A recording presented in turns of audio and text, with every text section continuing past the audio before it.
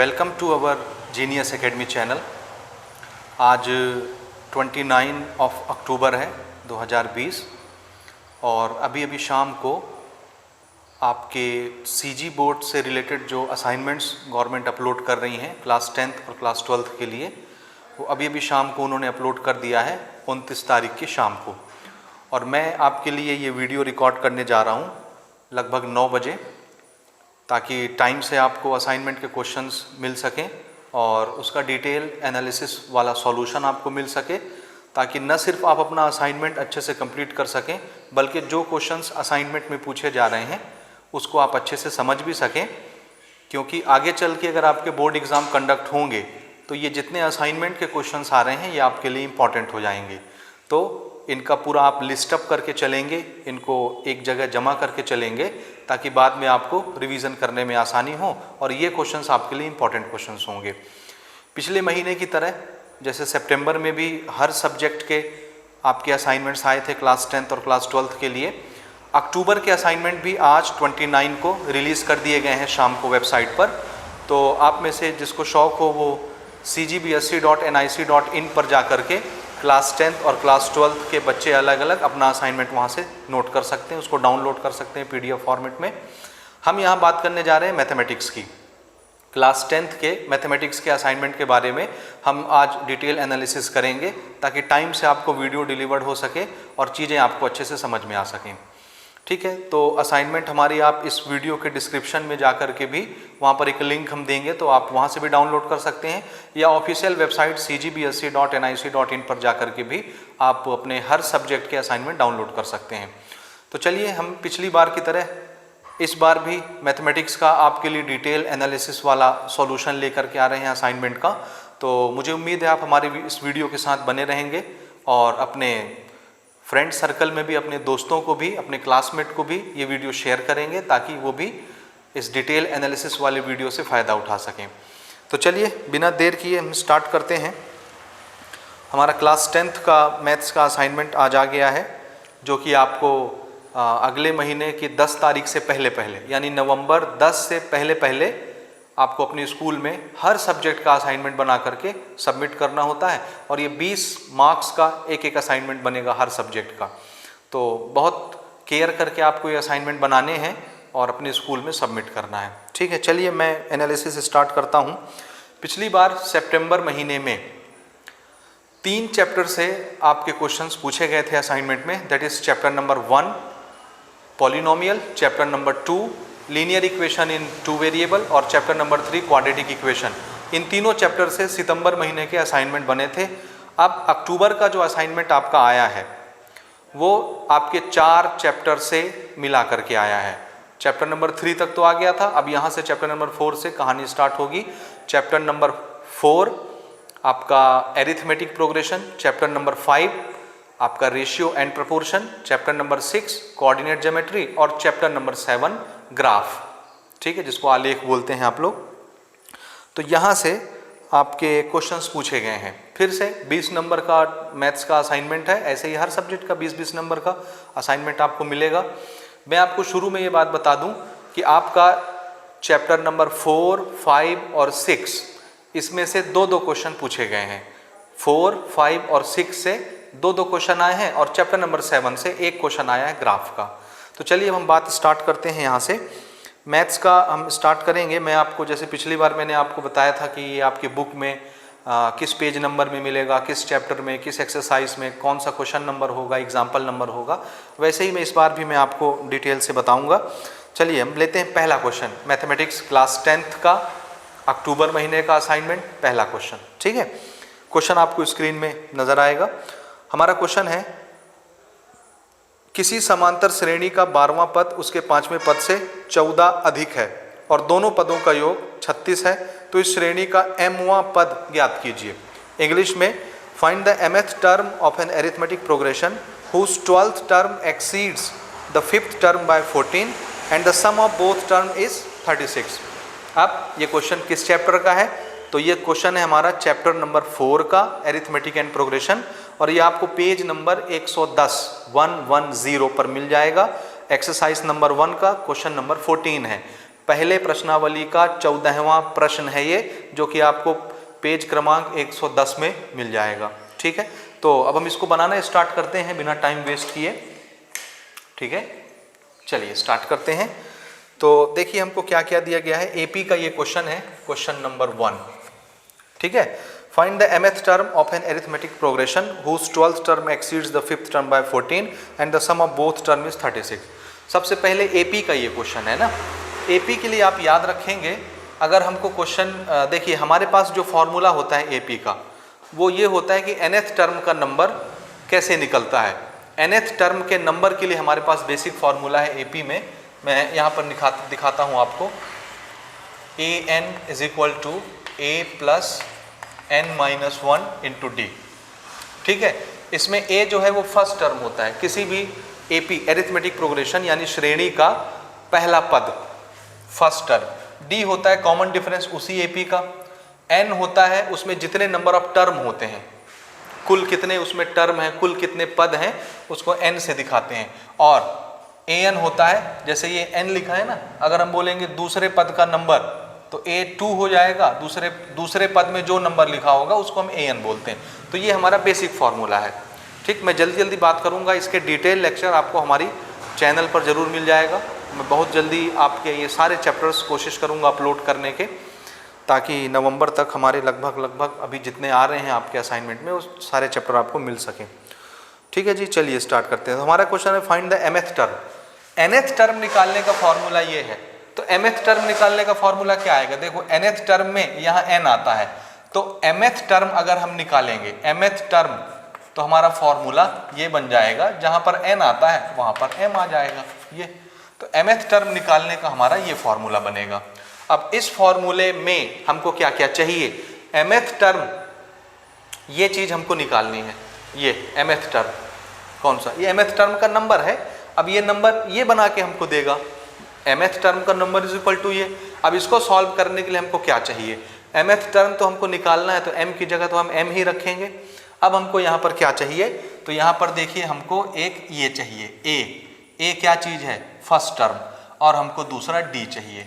अगर मुझे a की वैल्यू पता चल जाए और d की वैल्यू पता चल जाए तो मैं a की वैल्यू यहाँ रखूंगा, d की वैल्यू यहाँ रखूंगा, इसको सॉल्व कर दूंगा तो mth टर्म का नंबर आ जाएगा, जो कि क्वेश्चन पूछ रहा है।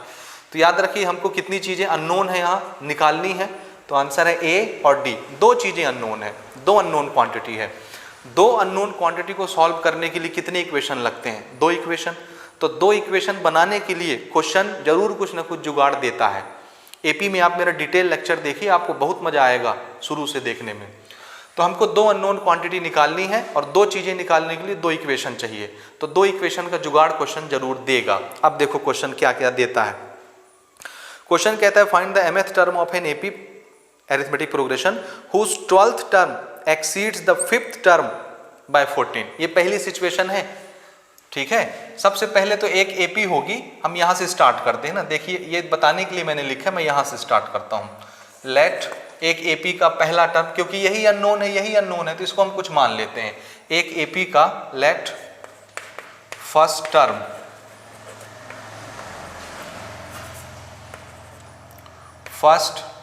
Of an AP be a and common difference be d. हमने मान लिया एक एपी होगी श्रेणी, उसका पहला पद ए है और उसमें कॉमन डिफरेंस डी है, ये हमने मान लिया ये। ठीक है, अब देखो ना, मैंने पहले ही बोला हमको mth टर्म का नंबर चाहिए, तो यही फॉर्मूला लगेगा।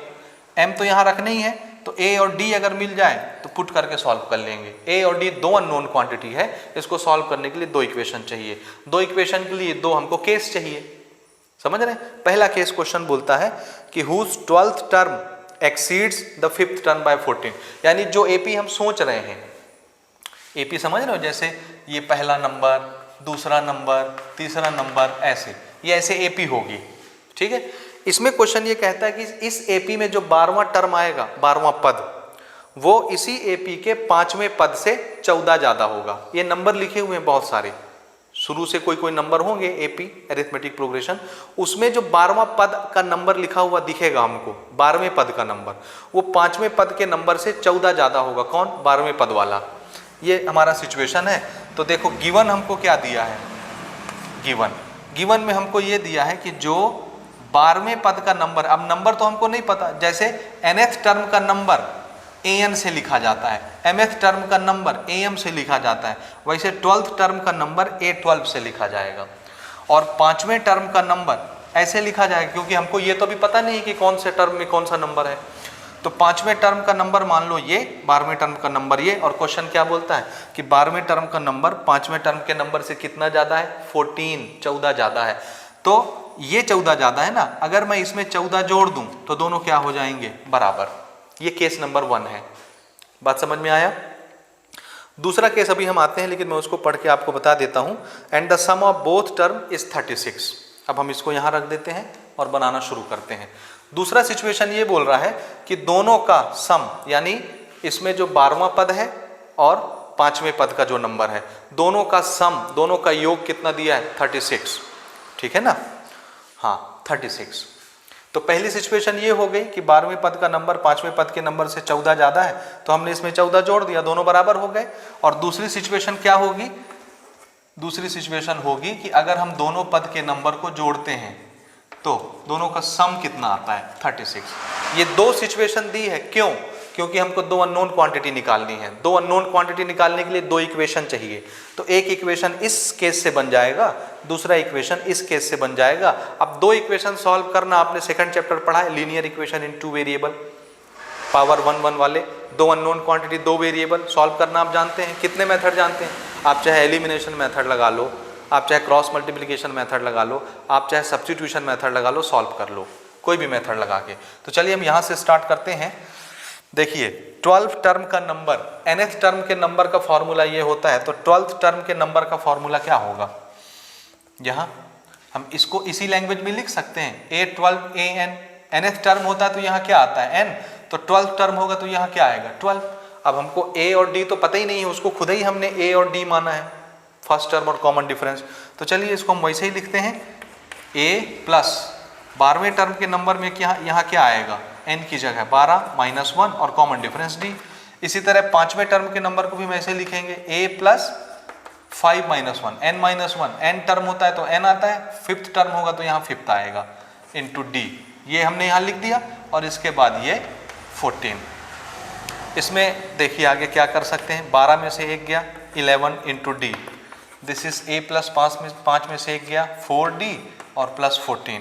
a इधर सेम साइन है, कैंसिल हो जाएगा। या आप ऐसे समझ सकते हैं, a इधर आएगा माइनस a हो जाएगा, plus a minus a cancel. ठीक है, अब ये d के पास बुला लेते हैं, 11d minus 4d is equal to, उधर कौन बचा 14, 11 में से 4 चला जाएगा, कितना बचेगा 7d इज इक्वल टू 14। तो d is equal to 14 divided by 7 और ये कट के कितना मिल गया 2।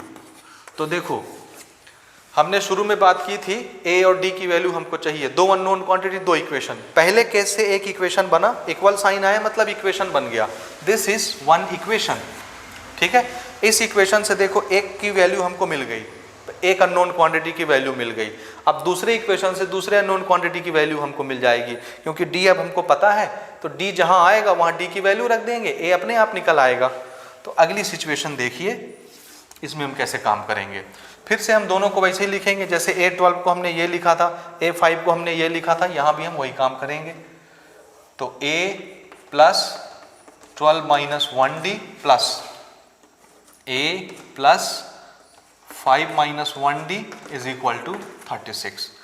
ठीक है जी, देखो a, या एक स्टेप और आगे बढ़ा लेते हैं, a plus 12 minus 1 11d plus a plus 5 minus 1 4d is equal to 36।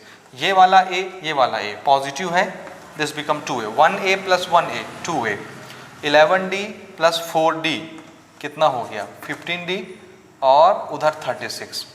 अब d की वैल्यू देखो हमको पता है, तो यहाँ से d की वैल्यू हम यहाँ पुट कर देंगे, 2a प्लस 15 मल्टीप्लाइड बाय 2, ये देख रहे हो ना, d की वैल्यू मैं यहाँ पुट कर रहा हूँ, and equal to 36। So this is 2a plus 15 दूनी 30 इज इक्वल टू 36।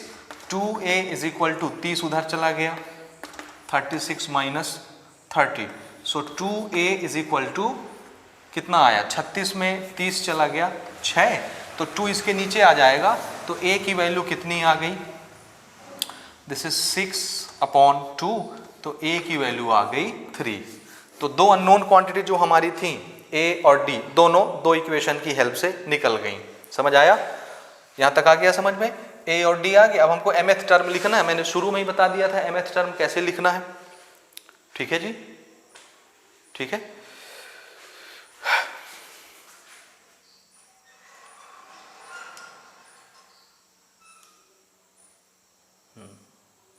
ठीक है, ओके। आप यहां पर देखिए, इसको मैं यहां लिख देता हूं, 2a इज इक्वल टू 6 और ये continue. Okay, this is our mth term equation. तो इसके बाद आप आंसर यहां नोट कर लीजिएगा। देयरफॉर mth टर्म का number a plus m-1 into D. अब a और d की वैल्यू हमारे पास है, यहां पुट कर दीजिए। a की वैल्यू कितनी आई है 3, m-1 और d की वैल्यू 2। ये ब्रैकेट हम ओपन कर रहे हैं 2 से मल्टीप्लाई करा के, 3 plus 2 into m 2m, 2 into 1 2, 3 और 2 नंबर हैं साथ में सॉल्व हो जाएंगे। तो पहले मैं इसको लिख लेता हूँ 2m, 3 में से 2 गया 1 प्लस 1, क्योंकि बड़े वाले पर प्लस साइन है ये, और बस इसके आगे अब आप सॉल्व नहीं कर सकते। तो यही हमारा mth टर्म का नंबर होगा। अगर मुझे m पता होता तो इसको हम यहाँ पुट करते, तो ये एक नंबर बन जाता और हमको पता चल जाता है mth टर्म में कौन सा नंबर आएगा। ठीक है, तो ये इस पहले क्वेश्चन का हमारा सॉल्यूशन है, जो कि 3 नंबर का क्वेश्चन है आपके असाइनमेंट में। बढ़िया से इसको पॉज करके नोट करिए। बढ़ते हैं हम लोग अगले क्वेश्चन की तरफ।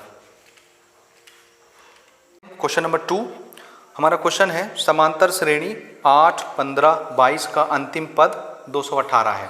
अंतिम पद, पदों की संख्या ज्ञात कीजिए। 2 नंबर का ये क्वेश्चन है। इसको इंग्लिश में बोलेंगे last term of the arithmetic progression 8, 15, 22 is 218, find the number of term.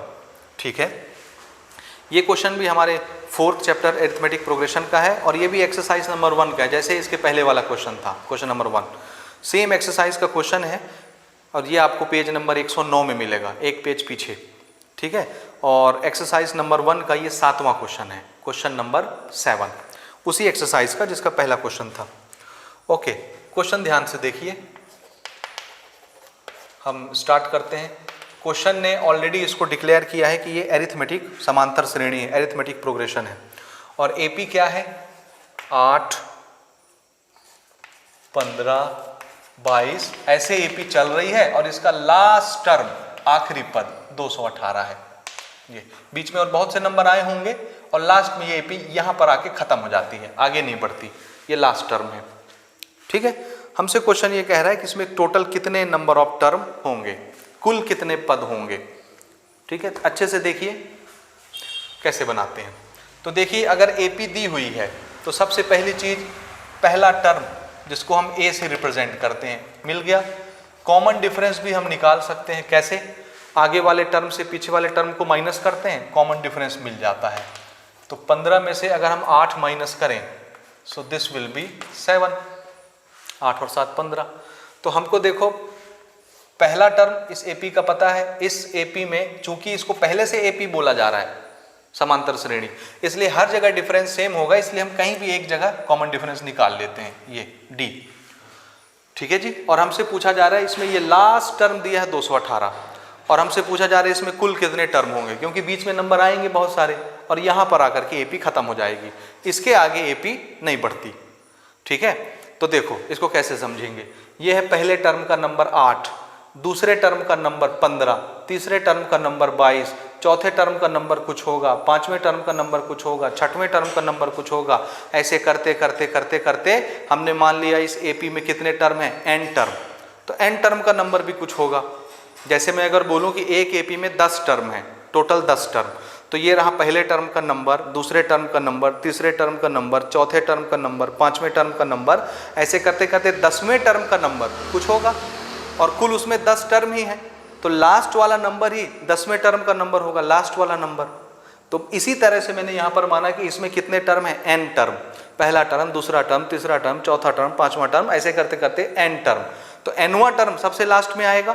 तो अगर इस AP में n टर्म है तो nवां टर्म यहीं आएगा, ये पहला टर्म, दूसरा टर्म, तीसरा टर्म, चौथा, पांचवा, छठवां, nवां टर्म। nवें टर्म का नंबर ये हो गया और nth टर्म के नंबर को हम लोग an से रिप्रेजेंट करते हैं। समझ में आई बात? तो ये रहा, हमने माना इसमें n टर्म है तो जितने टर्म होते हैं वो लास्ट टर्म बनता है ना। जैसे 10 टर्म है तो 10वां टर्म सबसे लास्ट में आएगा और उसका नंबर 10वें टर्म का नंबर कहलाएगा। इसी तरह इसमें हमने कहा n टर्म है तो nवां टर्म सबसे लास्ट में आएगा और nth टर्म का नंबर ये कहलाएगा। समझ में आया? तो चलो इसमें हम मान लेते हैं कितने टर्म है। Let total number of terms be n। Therefore nth term का नंबर कितना हो जाएगा? अगर इसमें n टर्म है तो nवां टर्म लास्ट होगा और ये हो जाएगा nth टर्म का नंबर ये। तो अब देखो कितनी चीजें हमको गिवन है। हमको a पता है, हमको d पता है, हमको an पता है, सिर्फ क्या निकालना है, n। तो कैसे सोचेंगे? a, d, n और an से मिल करके कौन सा फॉर्मूला बनता है? वही जो इसके पहले बना था, a plus n minus 1 into D. तो इसमें ये हमको दिया हुआ है, ये दिया हुआ है, ये दिया हुआ है, ये नहीं निकल जाएगा। एक इक्वेशन, एक अननोन क्वांटिटी n फट से निकलेगा। वैल्यू पुट करते हैं, an की वैल्यू 218, ठीक है, a की वैल्यू 8 प्लस n तो हमको निकालना ही है, d की वैल्यू 7। तो हम सबसे पहले इस 8 को इधर लाते हैं, तो 8 इधर प्लस में है, इधर आएगा -8 हो गया। 7, चलो कोई बात नहीं, 7 से आप ये गलती नहीं करेंगे, यहाँ मल्टीप्लाई कराएंगे ब्रैकेट खोलने के लिए, तो फिर स्टेप थोड़े लंबे हो जाएंगे क्योंकि 7 हम इसी पार बुलाने वाले हैं। 7 इसके साथ मल्टीप्लाई में है तो we can write like this, 218 में 8 चला गया, सो दिस विल बी 210 और ये 7 n माइनस 1। 7 यहाँ इस पूरे के साथ मल्टीप्लाई में, इधर आएगा तो डिवाइड में आ जाएगा, 210 डिवाइडेड बाय 7, इधर बचा n माइनस 1। 7 से ये कैंसिल होगा, 7 3 जा 21 और ये 0 30। तो इसको मैं यहाँ लिख लेता हूँ, इसको उधर लिख देता हूँ, n minus 1 is equal to 30। 1 को भी उधर भेज दो नंबर के पास, तो 30 प्लस 1 कितना हो गया जी, n इज इक्वल टू 31। और n ही क्या था? Total number of term. यही तो माना था हमने ना, टोटल नंबर ऑफ टर्म कितना, n। तो n की वैल्यू कितनी आई? 31। इसका मतलब इस AP में कुल कितने पद होंगे, टर्म होंगे? 31 टर्म या 31 पद होंगे। This is our answer. Note करें पॉज करके, बढ़ते हैं अगले क्वेश्चन की तरफ। लेते हैं question number 3। If a is to b is equal to c is to d then prove by k method. जो चीज प्रूव करनी है यहाँ हमने नोट किया है, क्वेश्चन भी आपको दिख रहा है। यदि a is to b बराबर c is to d हो तो k के नियम के द्वारा सिद्ध कीजिए कि ये चीजें आपस में बराबर होंगी। ठीक है, ये क्वेश्चन देखिए हमारे chapter number 5 ratio and proportion का क्वेश्चन है और ये आपका एक एग्जाम्पल दिया हुआ है, एग्जाम्पल नंबर 13वां एग्जाम्पल उदाहरण, जो आपको पेज नंबर 136 में मिलेगा। पेज नंबर 136 में आपको एग्जाम्पल नंबर 13 मिलेगा चैप्टर नंबर 5 में। उस एग्जाम्पल में डिफरेंस ये है कि वहाँ पर यहाँ माइनस साइन लगा हुआ है और जो क्वेश्चन हमको पूछा गया है यहाँ पर प्लस साइन लगा है, लेकिन है ये बेसिकली उसी फॉर्मेट का क्वेश्चन, सेम टू सेम, बस प्लस और माइनस का अंतर है, बस और कुछ नहीं है। तो चलिए हम इसको प्रूव करते हैं फटाफट, बहुत आसान है। ऐसे क्वेश्चन प्रूव करने के दो तरीके हैं। पहला तरीका, आप लेफ्ट हैंड साइड लेकर के स्टार्ट करिए, राइट हैंड साइड अपने आप आ जाएगा, मतलब प्रूव हो गया। या राइट हैंड साइड लेकर के बनाना शुरू करिए और लेफ्ट हैंड साइड अगर अपने आप आ गया मतलब ये सिद्ध हो गया। और अगर ऐसा नहीं कर पा रहे हैं तो दूसरा तरीका ये है, लेफ्ट हैंड साइड को सॉल्व करिए, कुछ आएगा, ठीक, ये नहीं आया, कुछ आया, कुछ आया, ये नहीं आया, कोई बात नहीं, फिर आप इसको लेकर के सॉल्व करिए राइट हैंड साइड को। अगर सेम टू सेम उतना ही आ गया जितना इसमें आया था तो भी दोनों इक्वल माने जाएंगे और ये उसी फॉर्मेट का क्वेश्चन है। तो चलिए सबसे पहले देखिए कैसे करना है। हमको क्या दिया हुआ है, this is a is to b is equal to c is to d। ये एक रेशियो है, ये दूसरा रेशियो है, समझ रहे हैं। जब दो रेशियो बराबर होते हैं, जब दो रेशियो बराबर होते हैं तो इसको हम कहते हैं कि ए, बी, सी और डी ये चारों क्वांटिटी आपस में प्रोपोर्शनल हैं। समझ आया? इस पर मेरा डिटेल लेक्चर रिकॉर्ड है, मैं कोशिश करूंगा इसको अपलोड करने के लिए, आप उसको देखिए और उसको समझिए। तो अगर दो रेशियो, एक रेशियो ये है A अपॉन बी, दूसरा रेशियो ये है C अपॉन डी, जिसको C/D लिखते हैं, ये अपॉन के लिए यूज करते हैं ना, इसको E/2 पढ़ते हैं इंग्लिश में। तो अगर दो रेशियो इक्वल हैं तो हम बोलेंगे कि ये A, B, C, D चारों क्वांटिटी आपस में प्रोपोर्शनल हैं। दो रेशियो जब बराबर होते हैं तो जितने क्वांटिटी इन्वॉल्व होते हैं वो आपस में प्रोपोर्शनल कहलाती हैं। ठीक है, तो चलिए ये रेशियो और ये रेशियो बराबर है, तो हमको क्या गिवन है? देखो हमको गिवन ये है कि A/B किसके बराबर है? C/D के बराबर। इसी चीज को अपन ऐसे लिख सकते हैं A अपॉन B किसके बराबर है? C अपॉन D के बराबर। यानी ये वाला रेशियो और ये वाला रेशियो, यानी ये नंबर जब हम डिवाइड करते हैं तो जो चीज आता है वही सेम टू सेम ये नंबर डिवाइडेड बाय ये नंबर करने से भी आता है। मतलब इसका आंसर और इसका आंसर सेम आता है, तभी तो इक्वल लगा है। तो इसका आंसर और इसका आंसर एक ही नंबर आता है, उसको हमने बोल दिया k।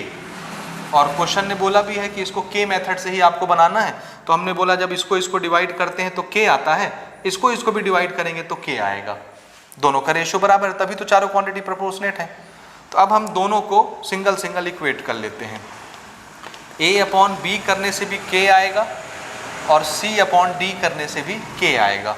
ठीक है, तो b को उधर भेज देते हैं, A is equal to b के हो गया, यानी जब हमको जरूरत पड़ेगी A की जगह हम ये चीज पुट कर सकते हैं B के। इसी तरह D को उधर क्रॉस मल्टीप्लाई कराते हैं, it will be C is equal to d के, यानी C की जगह आप क्या पुट कर सकते हैं? D के। ठीक है, इतना पिक्चर समझ में आ गया? अब देखो ना, अब हम यहाँ से लेफ्ट हैंड साइड लेते हैं प्रूव करने के लिए। टेकिंग लेफ्ट हैंड साइड, ये है लेफ्ट हैंड साइड में, this is A² plus C² upon B² plus D²। A की जगह हम क्या पुट कर सकते हैं? B के। याद रखिए ये A का स्क्वायर है तो B के का स्क्वायर हो जाएगा। A की जगह हमने B के पुट किया, अब ये A² है तो ये स्क्वायर लगा दिए। C की जगह हम D के पुट कर रहे हैं, C की जगह, so this will be D के, और ये C का स्क्वायर है इसलिए इसका स्क्वायर हो गया।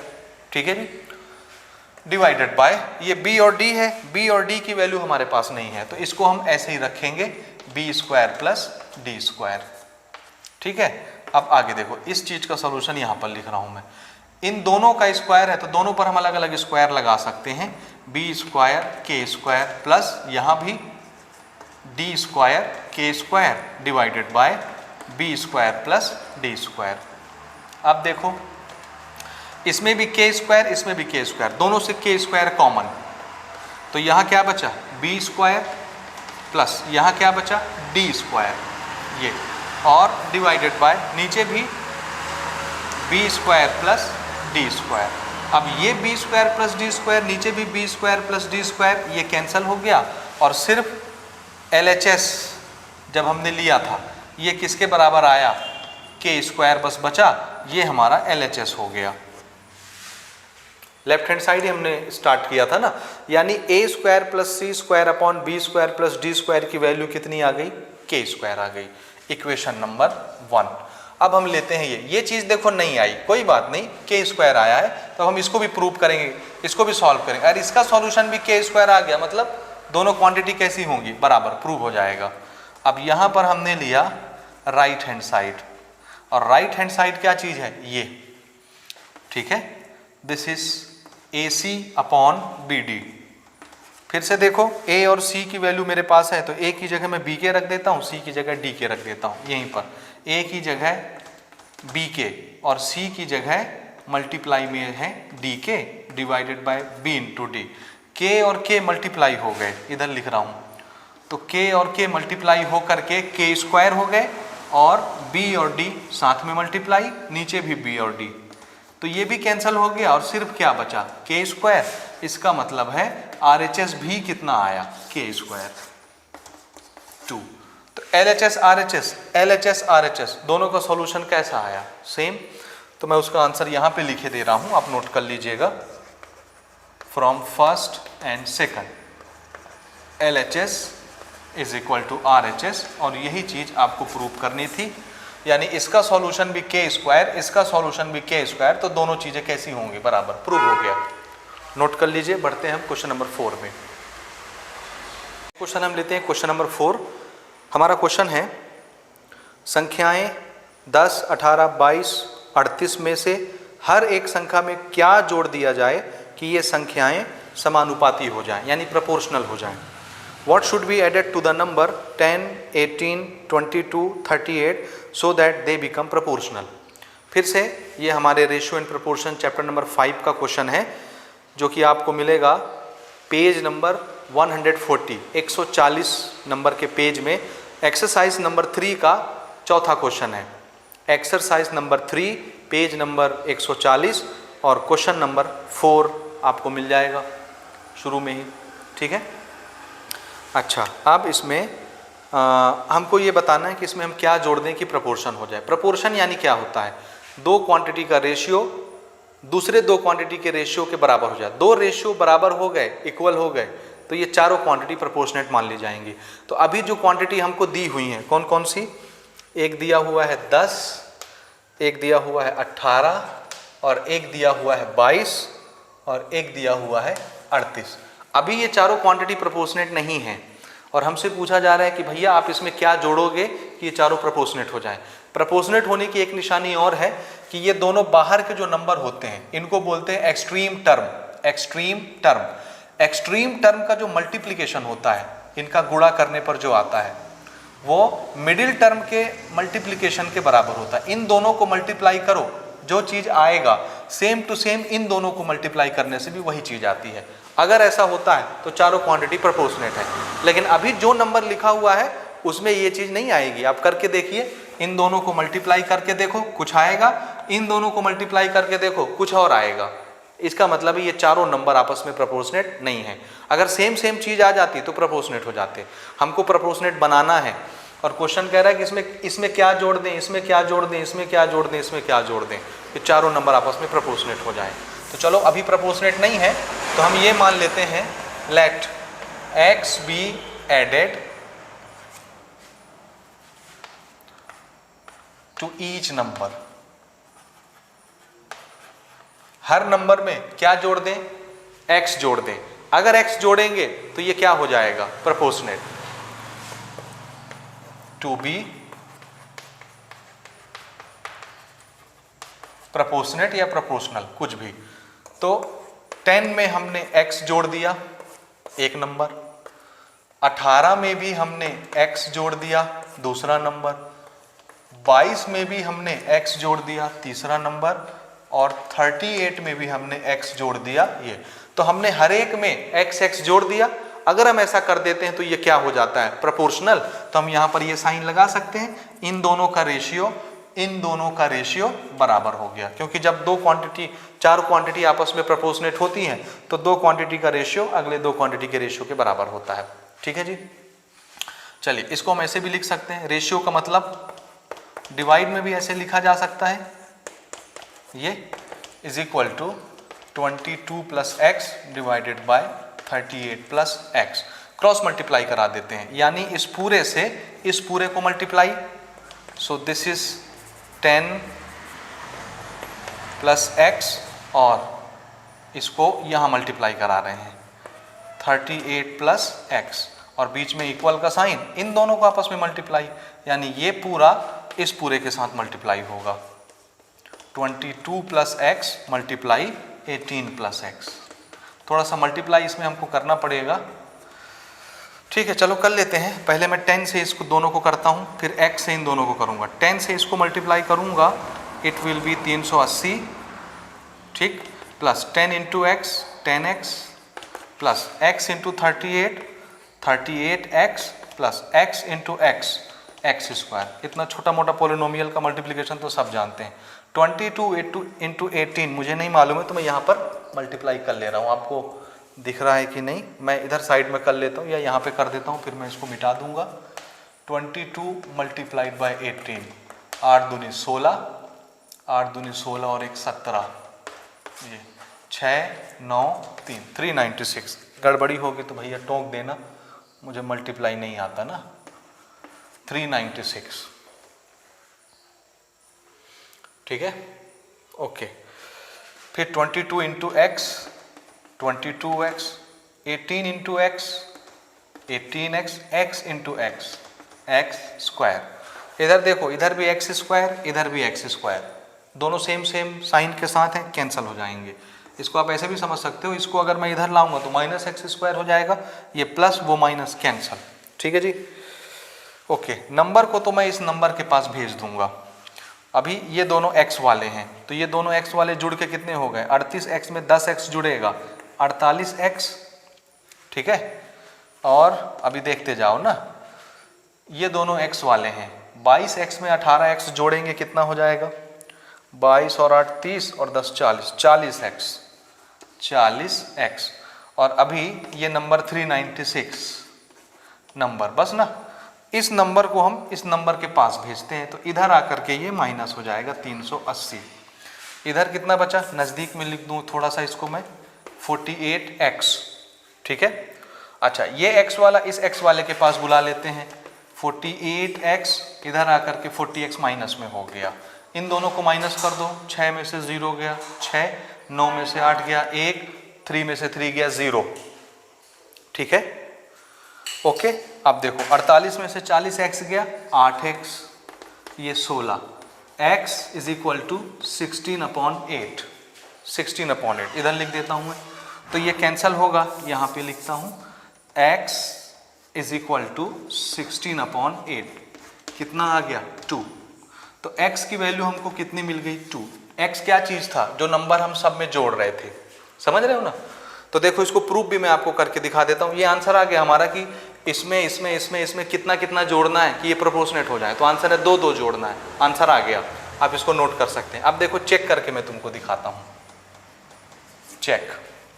इसमें 2 जोड़ेंगे कितना हो जाएगा 12, इसमें 2 जोड़ेंगे तो कितना हो जाएगा 18 में 2 जुड़ा 20। ठीक है, प्रोपोर्शनेट का साइन ऐसे लगाते हैं, ये इसमें 2 जुड़ेगा 24 और इसमें 2 जुड़ेगा 40। ठीक है, अब मैंने बोला अगर ये प्रोपोर्शनेट होंगे तो एक्सट्रीम टर्म का मल्टीप्लिकेशन किसके बराबर होगा, मिडिल टर्म के मल्टीप्लिकेशन के बराबर होगा। तो 12 और 40 को मल्टीप्लाई करके देखो कितना होता है, 12 इंटू 40, और ये किसके बराबर आना चाहिए, इन दोनों के मल्टीप्लिकेशन के बराबर, 20 इंटू 24। देखो मैं दिखाता हूँ ना, 4 से 12 को मल्टीप्लाई कर दो, 0 लगा देना, 4 दूनी 8, 4 एकम 4, और ये 0 लग गया, 480 आया इन दोनों के मल्टीप्लिकेशन से। इन दोनों के मल्टीप्लिकेशन से कितना आता है देखो, 2 से मल्टीप्लाई करो 0 लगा देना, 24 दूनी 48 और ये 0, दोनों देखो कैसा आया 480 480, कंडीशन फुलफिल हो गई। इसका मतलब है ये चारों नंबर कैसे हो गए, प्रोपोर्शनेट हो गए। और ये प्रोपोर्शनेट क्यों बने, नंबर तो ये था, कितना कितना जोड़े तो ये प्रोपोर्शनेट हुए, 2 2 जोड़े, 2 ठीक आया आंसर। पॉज करके नोट करें, बढ़ते हैं 5वें क्वेश्चन की तरफ।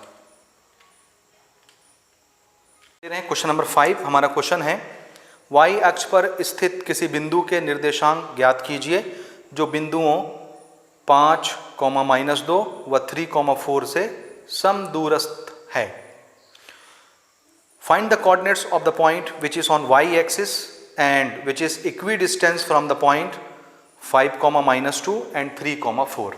ये हमारा 6वां चैप्टर आ गया जिसको हम बोलते हैं कोऑर्डिनेट ज्योमेट्री, और ये हमारा पेज नंबर 156 में एक्सरसाइज नंबर 2 का 5वां क्वेश्चन है, पेज नंबर 156, प्रश्नावली 2 का प्रश्न क्रमांक 5 है। ठीक है ना, 6वां चैप्टर कोऑर्डिनेट ज्योमेट्री, कोऑर्डिनेट ज्यामिति भी जिसको बोलते हैं आप लोग, ठीक है ना, निर्देशांक ज्यामिति हिंदी में बोलते हैं। ओके, तो शुरू किया जाए अगर आपकी आज्ञा हो तो, है ना। देखो सिचुएशन थोड़ा सा समझिएगा, उसके बाद मैं आपको बताता हूँ। उस पॉइंट के कोऑर्डिनेट्स बताओ, कोऑर्डिनेट्स मतलब x, y, x डायरेक्शन में कितनी दूर, y डायरेक्शन में कितना डिस्टेंस, x और y की वैल्यू कोऑर्डिनेट्स कहलाती है, जिसको निर्देशांक बोलते हैं हम लोग।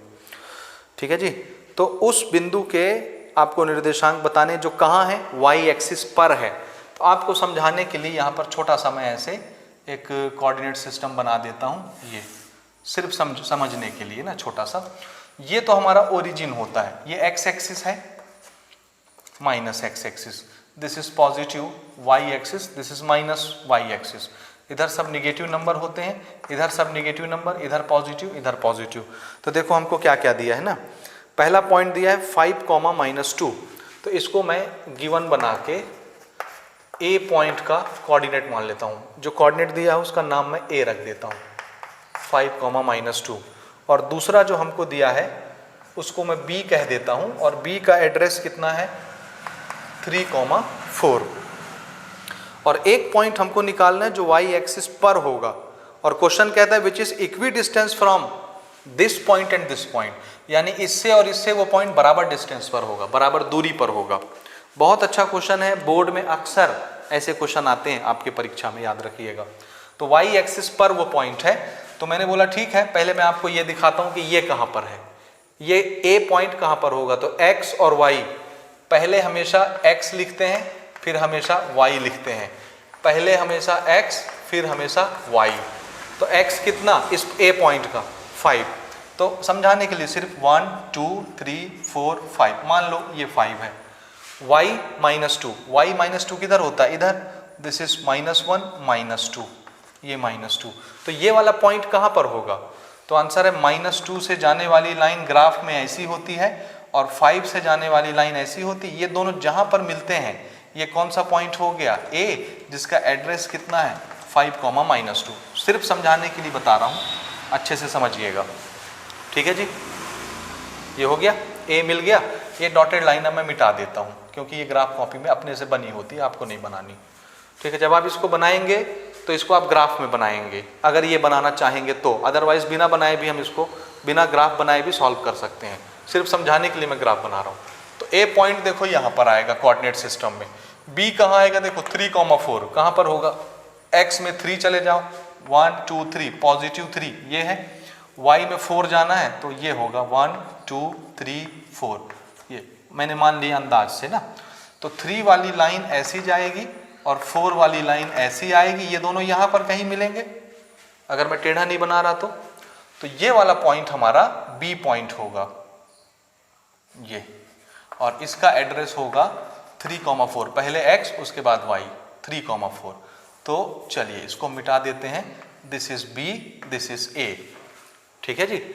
a और b ये हो गया। अब क्वेश्चन क्या कहता है, क्वेश्चन ये कहता है कि ध्यान से देखना भाई ना, अच्छे से समझना, ध्यान से देखना। क्वेश्चन ये कहता है कि y एक्सिस में एक पॉइंट ऐसा है, y एक्सिस पर एक पॉइंट ऐसा है, क्वेश्चन में लिखा है this point is on y axis, y axis पर ये है y एक्सिस, इसी पर कहीं पर एक पॉइंट होगा, वो ऐसी जगह पर होगा जिसका यहाँ से b तक और यहाँ से a तक बराबर बराबर डिस्टेंस होगा। जितना उस पॉइंट का b से डिस्टेंस है, जैसे मान लो इस अपने बनाए हुए डायग्राम के हिसाब से मैं मान लेता हूँ कि वो पॉइंट यहाँ पर है, ये है ना, और इस पॉइंट का नाम मैं रख रहा हूँ P। क्या नाम रखा है इस पॉइंट का मैंने, P। इस पॉइंट का A पॉइंट से इतना डिस्टेंस है, दिखा, जितना डिस्टेंस इस पॉइंट का A से है उतना ही डिस्टेंस इस पॉइंट का B से भी है, यानी ये वाला डिस्टेंस और ये वाला डिस्टेंस बराबर है, ठीक है। पता नहीं मैं बराबर बना पा रहा हूँ कि नहीं, लेकिन मीनिंग आपको समझ में आता होगा, ठीक। तो इस पॉइंट का एड्रेस बताओ, एड्रेस यानी x और y, ठीक। अब एक चीज आपको पता होनी चाहिए कि y एक्सिस में जो पॉइंट होता है उसका x कोऑर्डिनेट 0 होता है, तो इस पॉइंट P का जो एड्रेस होगा ये x तो इसका 0 हो जाएगा। कोई भी पॉइंट जो y एक्सिस में होता है उसका x कोऑर्डिनेट 0 होता है। x कब बनता है, इस लाइन में जब यहां से आप हटोगे तब ना x की तरफ मूव होगे, तो x जिंदा हो जाएगा, x जिंदा हो जाएगा। आप इससे उधर हटे ही नहीं, इधर हटे ही नहीं, इसी पर है, इसलिए x 0 है। y इसका कुछ ना कुछ होगा। y क्या चीज होता है, ये वाली हाइट, ऐसे समझ में आया, ये वाली हाइट। अच्छा, यहां से मुझे ये छोटा दिख रहा है, ये बड़ा दिख रहा है, तो मैं इसको थोड़ा सा सुधार लेता हूं। अगर इसको मुझे बराबर बनाना है तो इसे मुझे थोड़ा सा नीचे ले आना है मेरे बनाए हुए डायग्राम के हिसाब से, ठीक है ना। अच्छे से देखना, इसको मैं इधर बना लेता हूं थोड़ा सा, देखिएगा ना।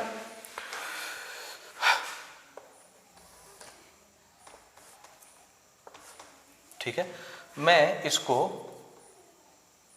This is origin. मैं पॉइंट P यहाँ पर कहीं पर मान लेता हूँ, ये यहाँ से मुझे डिस्टेंस बराबर दिख रहा है, तो ये A का डिस्टेंस हो गया, ये B का डिस्टेंस हो गया। अब ये दोनों लाइन आपको बराबर दिख रही होंगी, ठीक है। वहाँ भी रख के हम बना सकते थे, क्योंकि हमको तो पता नहीं कि ये पॉइंट P कहाँ पर होगा। ये this is point P।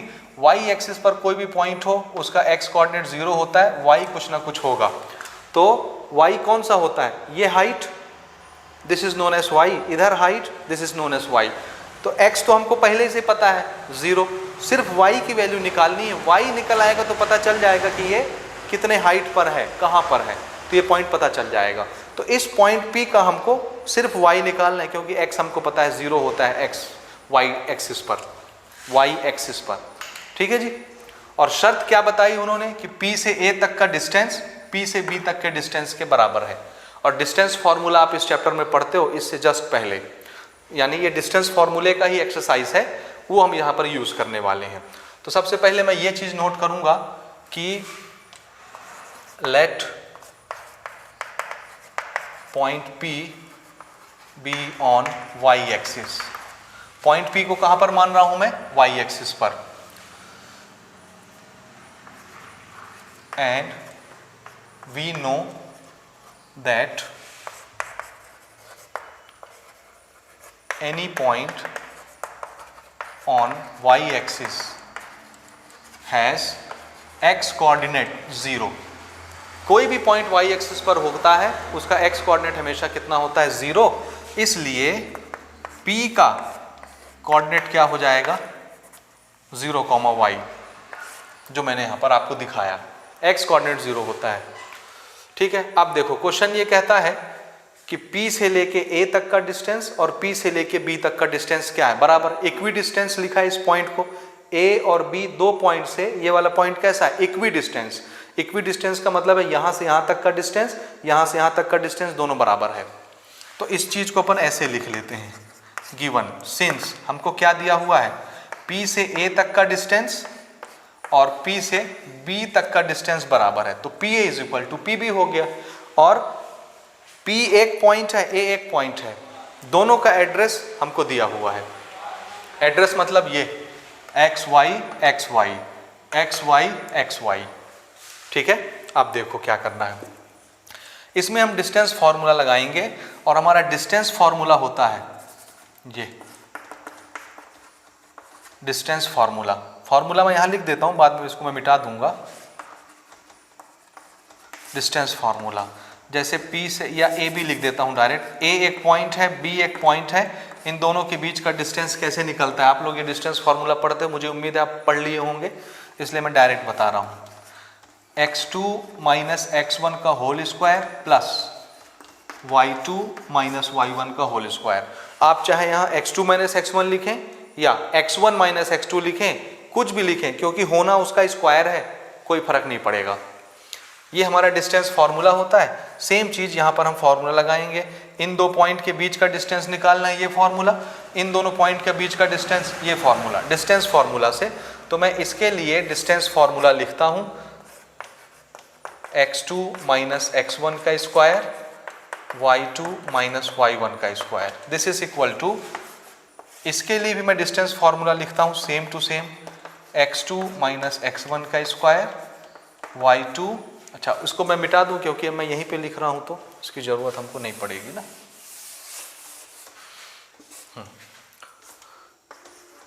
y2 minus y1 का स्क्वायर, ठीक है। अब प्रॉब्लम ये है कि हम किसको x1 किसको x2 मानेंगे, किसको y1 किसको y2 मानेंगे, ठीक है। तो थोड़ा सा इसको मेरे साथ साथ देखिए और थोड़ा सा समझिए ना, तब आपको चीज़ें ज़्यादा क्लियर कट समझ में आएंगी, ठीक। देखो जब हम PA की बात करेंगे तो इसमें x1 x2 आ रहा है, y1 y2 आ रहा है, तो P के कोऑर्डिनेट्स कौन से हैं, ये समझ आ रहा है, A के कोऑर्डिनेट्स ये। तो मैं ऐसा करता हूं कि मैं इसके कोऑर्डिनेट को 1 1 मान लेता हूं, x1 y1, जैसे इसको मैं मान लेता हूं x1 और इसको मैं मान लेता हूं y1, समझे ना। और जब मैं A के कोऑर्डिनेट्स की बात करूंगा तो इसको तो मैंने x1 y1 मान लिया है, तो इसको क्या मान लूंगा, x2 और इसको y2, x2 y2 वो हो जाएगा।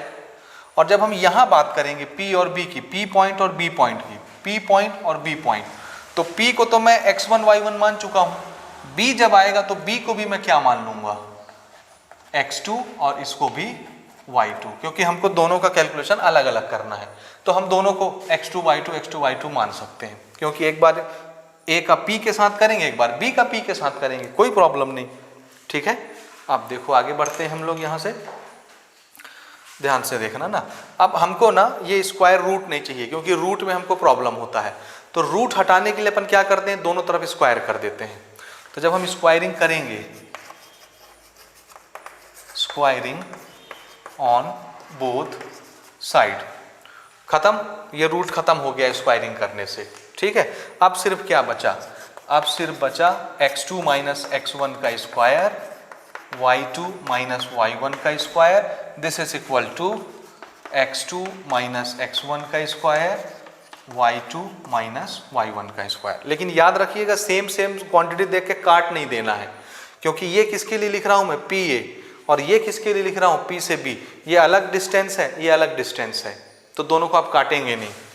अब P और A के लिए देखिए, x2 और x1 किसको किसको माने थे, x2 हम किसको माने थे 5 को, x1 किसको माने थे 0 को, तो x2 माइनस x1 कितना हुआ 5 माइनस 0 का square, y2 minus y1, this is y2 minus 2, और y1 किसको माने y को, तो minus 2 minus y, minus 2 minus y का स्क्वायर। सिमिलरली ये कौन सा डिस्टेंस है, P और B का, तो अब आप यहाँ देखेंगे, यहाँ पर x2 minus x1, this is x2 3 minus x1 0, 3 minus 0 का square, y2 minus y1, this is 4 minus y, 4 minus y का स्क्वायर। ठीक है, अब 5 माइनस 0 एक्चुअल में 5 ही है, तो 5 का स्क्वायर कितना हो गया 25। यहाँ पर देखो, हम चाहें तो माइनस कॉमन निकाल सकते हैं, माइनस कॉमन निकालेंगे तो माइनस का भी स्क्वायर होगा, तो वो प्लस बन के बाहर निकलेगा। या अगर नहीं समझ में आता तो डायरेक्ट देखो, this is A, this is B, और बीच में क्या लगा है माइनस, तो ये पूरा क्या हो गया -2 A माइनस ये B, A माइनस B का होल स्क्वायर, समझे ना। A माइनस B का होल स्क्वायर क्या होगा, A square minus 2AB plus B square, समझे ना। तो इसको हम लिखेंगे, ध्यान से देखना, A square minus 2 multiplied by A multiplied by B, 2AB, देखो A में -2 को मान रहा हूँ, तो -2 मैंने लिखा है यहाँ, ये ऐसे, और प्लस B स्क्वायर, B कौन है Y, so this is Y का स्क्वायर। यहाँ तक हो गया, ये इक्वल साइन, उधर भी यही काम करेंगे हम, 3 माइनस 0 3 ही होता है, तो 3 का स्क्वायर कितना हो जाएगा 9, यहाँ भी A माइनस B का होल स्क्वायर लगाना है हमको, तो A का स्क्वायर ये -2 इंटू A इंटू B और प्लस B का स्क्वायर। ठीक है जी, अब देखो ना, y स्क्वायर इधर y स्क्वायर उधर, कैंसल, ये तो कैंसल हो गया।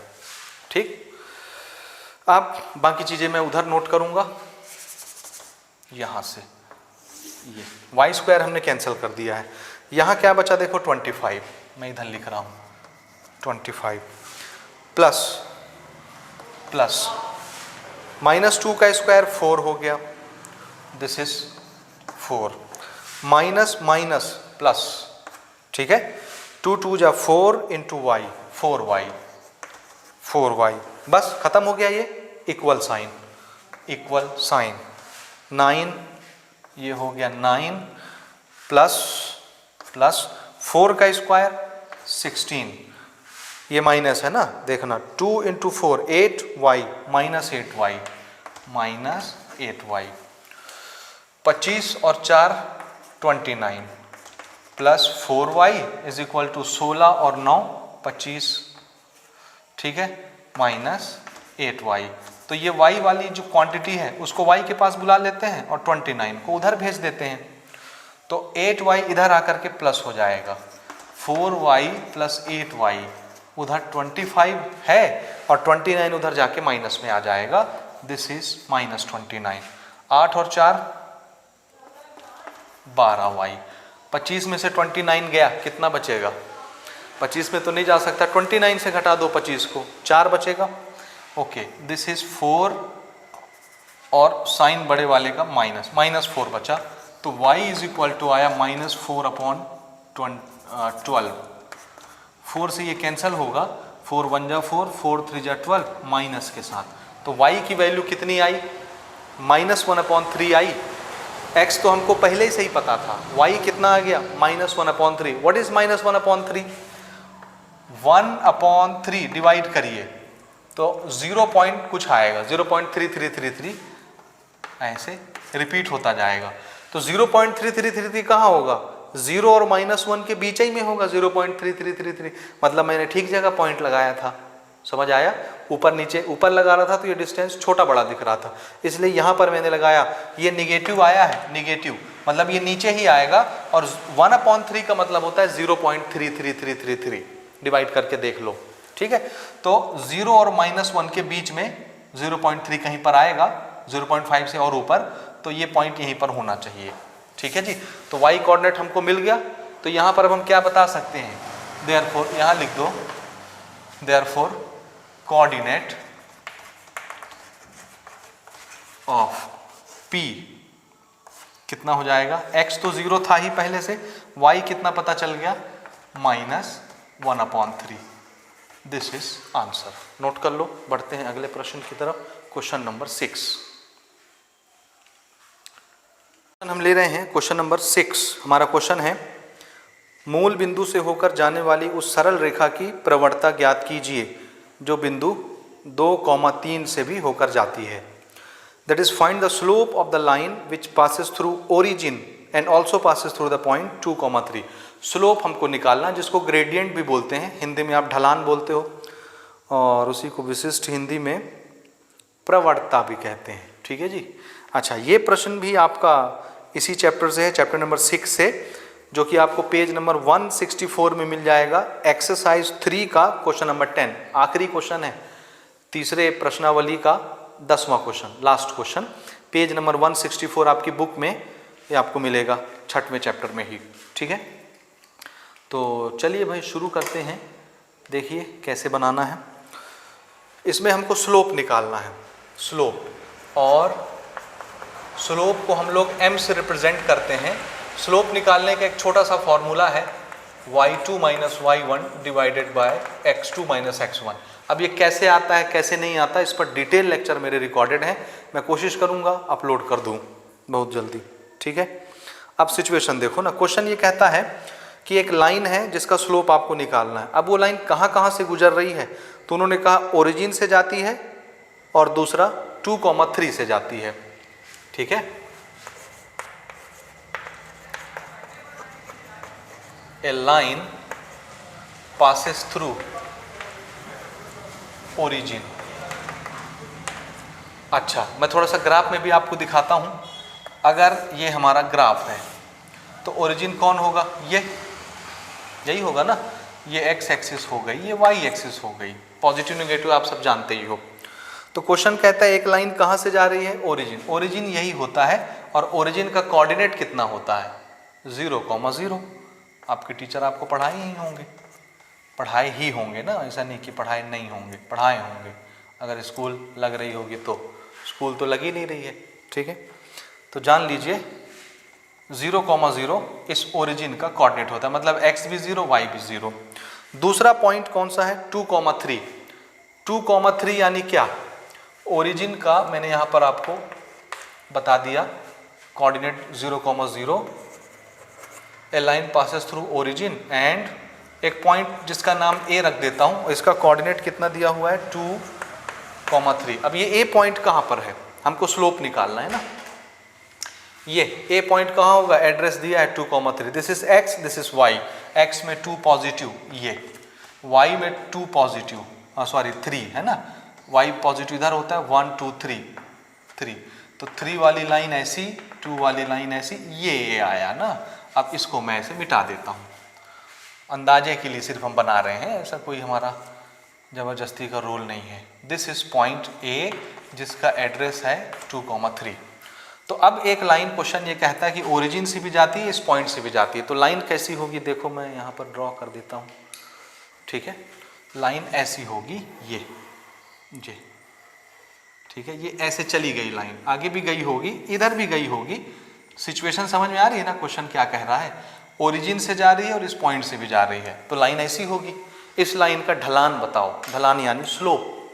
स्लोप निकालने का फॉर्मूला ये है, ओरिजिन के कोऑर्डिनेट मैंने दिखा दिए, इसके कोऑर्डिनेट मैंने दिखा दिए। अब हमको क्या करना है, स्लोप निकालने के लिए उसके फॉर्मूले में x1 x2 y1 y2 आता है, किसी को भी कुछ भी मान लो। मैंने इसको ना x1 y1 मान लिया और इसको x2 y2 मान लिया, समझ रहे हो, और बस डायरेक्ट हम फॉर्मूले में पुट करेंगे slope m and our formula is y2 minus y1 divided by x2 minus x1। हाँ, आप चाहें तो यहाँ बता सकते हैं कि x1 आपने 0 माना है, y1 आपने 0 माना है, x2 आपने 2 माना है, y2 आपने 3 माना है, ये सब आप बता सकते हो गिवन में ही। हम डायरेक्ट पुट कर रहे हैं क्योंकि इतनी चीज़ें आप खुद कर सकते हो। y2 3 माइनस y1 ये 0 डिवाइडेड बाय x2 वो रहा 2 माइनस x1 ये 0, बस। तो क्या आया 3/2, this is what, slope, answer, खत्म। और ज़्यादा डिवाइड करोगे तो 1.5 आ जाएगा। This is our answer. Note करें पॉज करके। बढ़ते हैं लास्ट क्वेश्चन की तरफ, जो कि क्वेश्चन लेते हैं क्वेश्चन नंबर 7। ये क्वेश्चन आपका ग्राफ का है, मैं बताता हूँ। चैप्टर नंबर 7 जो आपका आलेख नाम का चैप्टर है, ग्राफ नाम का, उसमें एक ही एक्सरसाइज है, एक्सरसाइज नंबर 1, जो कि पेज नंबर 179 179 में आपको मिलेगा, और उसका ये 5वां क्वेश्चन है। 7वें चैप्टर के पहले एक्सरसाइज का 5वां क्वेश्चन, जो आपको 179 पेज नंबर में मिल जाएगा। ठीक है जी। अब क्वेश्चन क्या है देखिए, हमारा क्वेश्चन है, मैं डायरेक्ट अंग्रेजी में पढ़ देता हूँ। The table below shows the quantities of onion consumed in kilogram over 5 weeks by a person. Draw a graph between week and quantity of onion consumed. Graph बनाना है, तो बोर्ड परीक्षा में अगर ये क्वेश्चन आएगा तो आप ग्राफ पेपर लेके जाएंगे, क्योंकि ये ग्राफ पेपर पर बनेगा। तो एक तरफ हमको हफ्ते दिए हुए हैं, एक तरफ एक हफ्ते में कितना प्याज आदमी खपत करता है एक आदमी। हालांकि बुक में देखोगे तो फैमिली लिखी हुई मिलेगी, परिवार, लेकिन क्वेश्चन में एक आदमी लिख दिया है, ए पर्सन। ठीक है ना।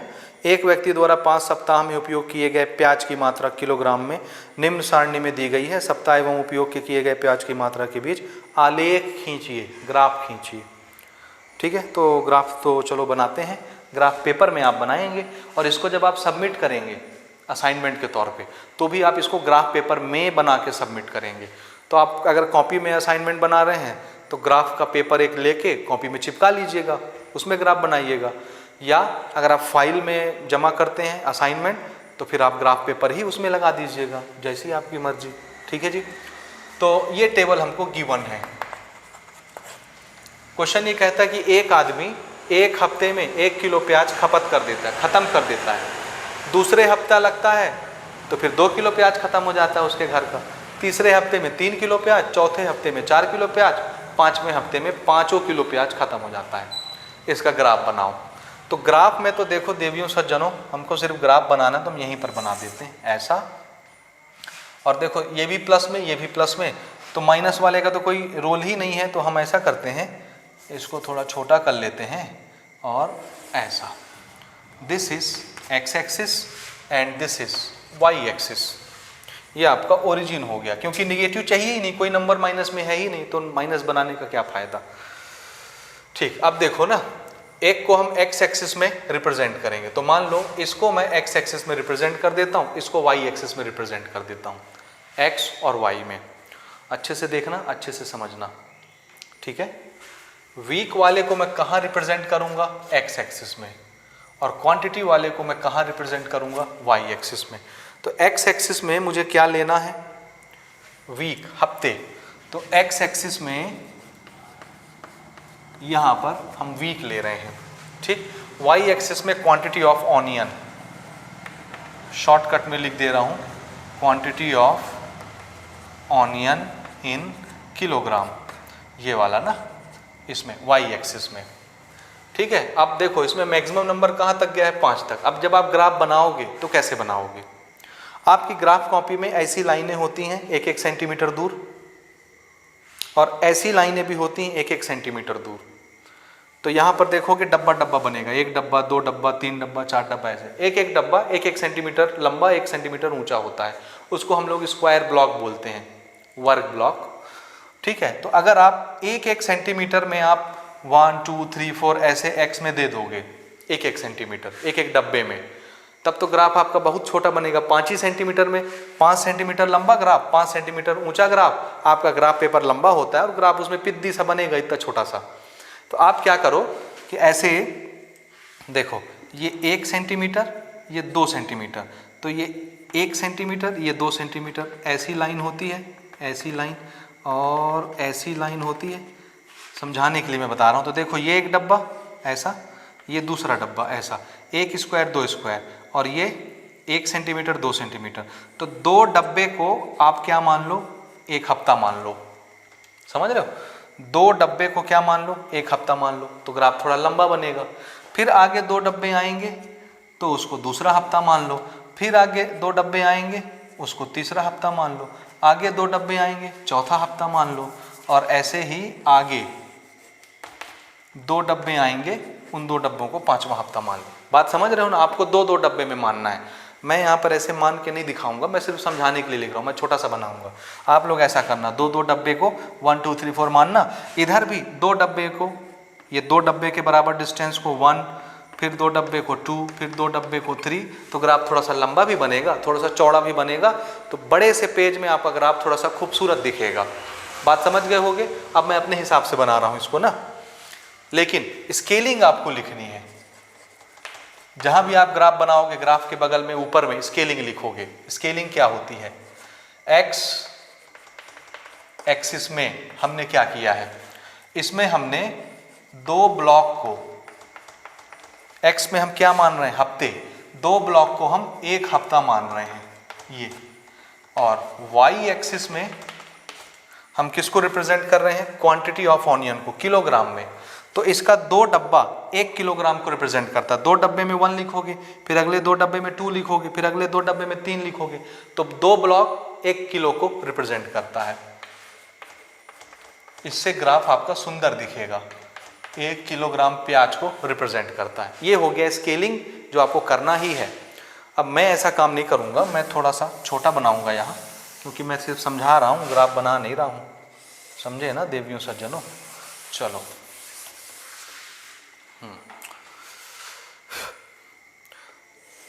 एक्स वाई एक्सिस और ये एक्स एक्सिस।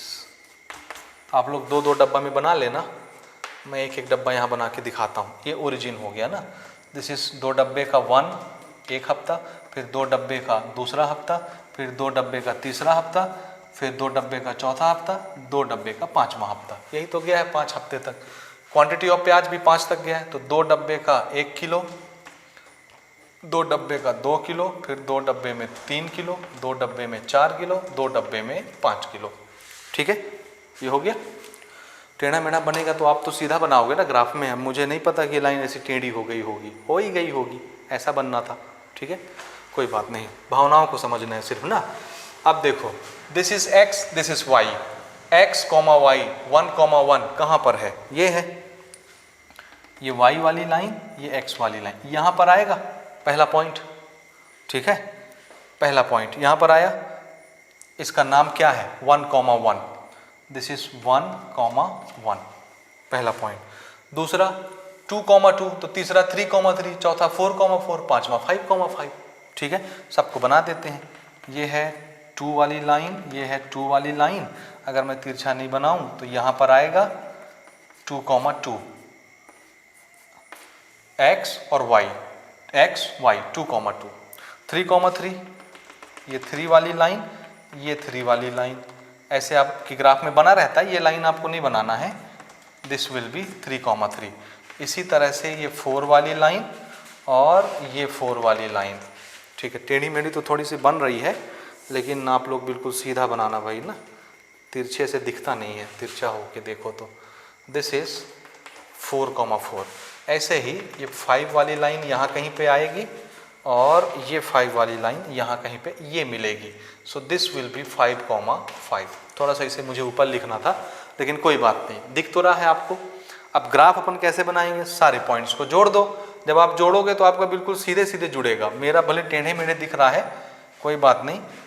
तो यहाँ से हम इनको जोड़ना शुरू करते हैं। बिल्कुल स्ट्रेट लाइन में सब पॉइंट आपको मिलेंगे। ये देखो थोड़ा सा मेरा टेढ़ा हो गया क्योंकि मेरी लाइन ये कम गैप है तो ये ज़्यादा गैप है, इसलिए थोड़ी सी टेढ़ी दिख रही है। आपका बिल्कुल सीधा सीधा ये आने वाला है, ठीक है। तो ये ग्राफ फाइनली आपका कैसे बनेगा मैं भी आपको बताता हूँ। ओके, ठीक है, मैं आपको एक रफ डाटा बता देता हूँ। सीधा सीधा बनेगा ये ग्राफ हमारा। यहाँ पर ये गैपिंग थोड़ी सी सही नहीं है। ये ग्राफ हमारा ऐसा बनेगा, बिल्कुल स्ट्रेट लाइन, ठीक है, स्ट्रेट लाइन बनेगा ग्राफ। और आप मिलाओगे तो पूरी चीज़ें मैच हो जाएंगी, घबराने की ज़रूरत नहीं है। कैसे, ये देखो, ये यहाँ पर, ये यहाँ पर, दिस इज़ 1,1 मिलेगा आपको। ये ऐसे 2, ये ऐसे 2। अगर मैं तिरछाई तो बना रहा हूँ, थोड़ा सा सीधा करें तो ऐसे, यहाँ भी 2 आगे पीछे, ठीक है। This is 2, this is 2,2। ऐसे ही इधर कहीं पर 3 ऐसे, और ये 3, दिस इज़ 3,3। ऐसे ही 4 वाला पॉइंट्स पहले बनाएंगे आप ना, उसके बाद ग्राफ बनाएंगे। This will be 4,4। और ऐसे ही 5वां वाला यहाँ मिलेगा ये, और देखो यहीं पर आ गया। तो ग्राफ कॉपी में तो लाइनें बनी रहती हैं। This is 5,5। ये इन सब को मिलाए तो सीधी लाइन बन गई, स्ट्रेट लाइन। स्ट्रेट लाइन का स्लोप हर जगह एक जैसा होता है। ग्राफ बनाना था, ग्राफ हमने बना दिया, और बाकी की ये डॉटेड लाइन तो आपको ग्राफ में बनी हुई मिलती हैं, तो आपको नहीं बनानी पड़ेंगी। मैं बोर्ड में बना रहा हूँ इसलिए मुझे ये खींचनी पड़ रही हैं, ठीक है। तो इसी के साथ देखो हमारा ये क्वेश्चन ख़त्म हो गया, और मुझे उम्मीद है कि आप ये सब अब अच्छे से बना लेंगे। 7 के 7 क्वेश्चंस हमने यहाँ आपको बनवा दिए, ठीक है। तो इसको आप नोट करें, और चैनल को अगर आपने सब्सक्राइब नहीं किया है तो कर लीजिएगा, और शेयर भी कर दीजिएगा वीडियो को। मिलते हैं हम अगले किसी वीडियो में नई जानकारी के साथ। Thank you.